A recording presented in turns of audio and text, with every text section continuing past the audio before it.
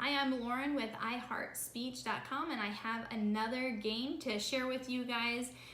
This week we have been doing a matching game, and I got it from Teachers Pay Teachers, and it's by the Williams sisters.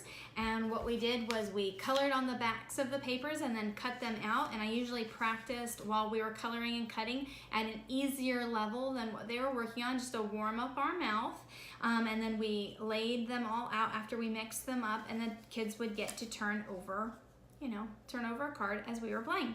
And so if they pulled a number 3, what we would do is we would say the third word on their list, whether it's a word, a phrase, or a sentence, and then they would get to flip over another one. And let's say they got a 6, which doesn't match, then we would do item number 6 on their list, and then their turn would be over and I would get to go. And they would say sounds on my turn as well. And then when it was their turn, hopefully at some point they'll make a match.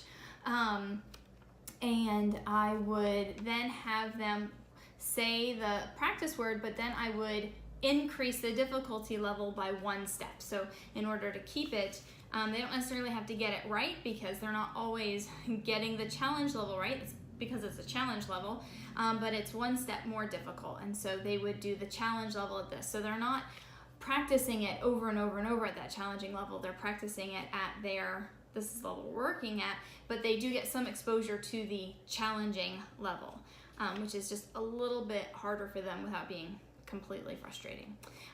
So I will be sending that home with you guys this week.